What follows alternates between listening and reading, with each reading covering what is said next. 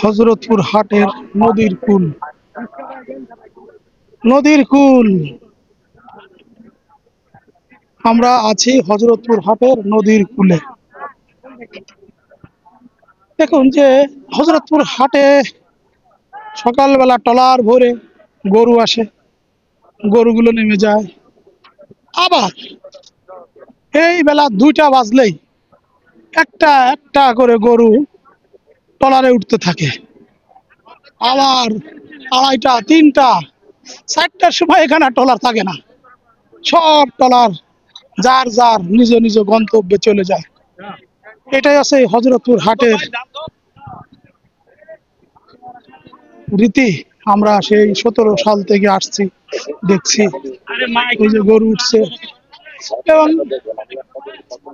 এই যে এরকম ভাঙনের মতো জায়গা, এইখানে গরু তোলা, গরু উঠানো এক ধরনের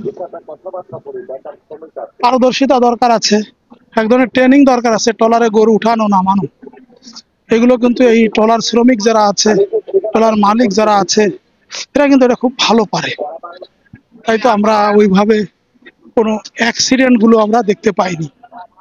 আসি চেষ্টা করি যে এরকম একটা অ্যাক্সিডেন্ট পাইলে তো সেটা ভাইরাল হয়, কিন্তু পাক রব্বুল আলামিন সেই সুযোগ আমাদেরকে দেয় নাই। এই জন্য আল্লাহর পাকের কাছে লাখো কোটি শুকর যে আমার সামনে কারোর কোনো অনিষ্ট হতে দেখি নাই। কারণ কোনো খামারি বা কারোরই কোনো অনিষ্ট দেখলে আমার হার্টটা কেঁপে ওঠে। আপনারা জানেন যে আমি হার্টের রুগী, অল্পতেই আমার হার্ট কেঁপে ওঠে। তাই সবসময় দোয়া করি যে আমার বাংলাদেশ, 18 কোটি মানুষ সবাই যেন সুখে শান্তিতে থাকে। আমরা যেন পারস্পরিক সম্পর্ক, পারস্পরিক বন্ধুত্ব বজায় রাখি। এইটাই থাকে আমাদেরই।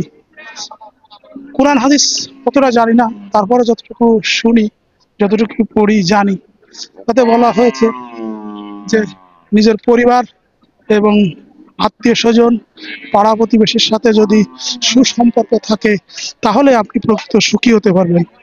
প্রকৃত সুখী হওয়ার একটাই পথ, পরিবারের সবার সাথে, আত্মীয় স্বজনের সাথে এবং পাড়া প্রতিবেশীর সাথে যদি সুসম্পর্ক, বন্ধুত্বপূর্ণ অবস্থানে থাকে তাহলে আপনি সুখ অনুভব করবেন।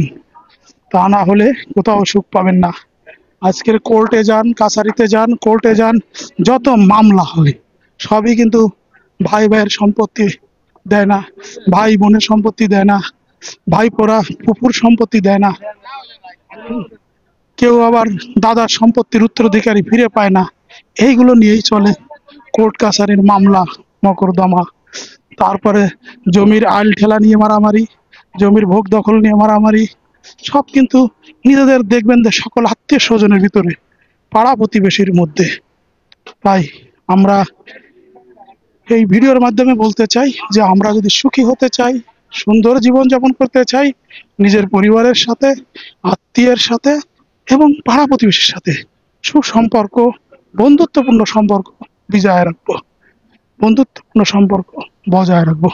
যদি আপনার পাড়া প্রতিবেশী আপনাকে দেখে হাসি মুখে বলে ভাইয়া কেমন আছেন, চাচা কেমন আছেন, কত আনন্দ লাগে। আপনার বিপদের দিনে যদি আপনার পাড়া প্রতিবেশী এসে ঝাঁপিয়ে পড়ে আপনার বিপদ থেকে উদ্ধার করবার জন্য, এর থেকে সুখ আর কোথায় আছে বলেন? তাই সবার প্রতি অনুরোধ, আমরা চেষ্টা করব যদি সুখ পেতে চাই, সুখী সমৃদ্ধ জীবন গড়তে চাই, তাই নিজের পরিবার, আত্মীয় স্বজন, পাড়া প্রতিবেশী সবার সাথে সুন্দর বন্ধুত্বপূর্ণ সম্পর্ক গড়ে রাখবো। সবাই ভালো থাকুন, আল্লাহ হাফেজ। এসেছিলাম হযরতপুর হাটে, এটা হযরতপুর হাটের নদীর সাইড।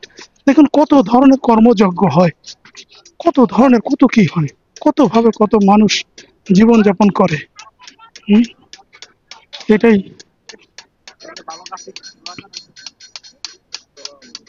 ওয়ালাইকুম আসসালাম, ভালো আছেন? জি জি। এই যে দেখুন কত ধরনের পেশা, এই নদীর কূল ধরে কত ধরনের পেশা। হুম, এই যে কেউ চাল কুমড়া বেচছে, কেউ লেবু বিক্রি করছে, কেউ বাদাম বিক্রি করছে, কেউ রসুন বিক্রি করছে। হ্যাঁ, কেউ তার বাড়ির শাকসবজি এনে বিক্রি করছে, কেউ নারকেল, তাল, পেঁপে, মানে কি, হাট তো হাটই, যা যা পাওয়া যায় এই নদীর কূলে। কত মানুষের যে জীবন যাপন, কত মানুষের যে কর্মসংস্থান, কত মানুষের যে সুখ, কত মানুষের যে সুখী হওয়ার প্রচেষ্টা। এই যে এপাশে নদীর ঘাট, এখানে সবাই উজু করে, এখানে মসজিদ আছে, সবাই নামাজ পড়বে, তাই না? এটা আমরা কখনো এভাবে এখানে আসি নাই, হজরতপুর হাটের এই চিত্রগুলো দেখায় নাই। এই যে হাটে, এখানে আসলে কিন্তু হাটের চারপাশ দিয়ে হোটেল আছে, আবার এখানে মেন রাস্তা ও হোটেল আছে, খাবার হোটেল আছে, ভালো খাবার দাবার পাওয়া যায়। যারা গরু কিনতে আসে, যারা গরু বেচতে আসে, তারা দুপুরবেলা একবেলা খায়, তাদের জন্য বেশ সুন্দর ব্যবস্থা আমরা এখানে দেখতে পাই। আবারও বলছি, সুখী হতে চাইলে নিজের পরিবার, আত্মীয় স্বজন, পাড়া প্রতিবেশীর সাথে বন্ধুত্বপূর্ণ সম্পর্ক তৈরি করুন, তাহলে আপনি প্রকৃত সুখ পাবেন।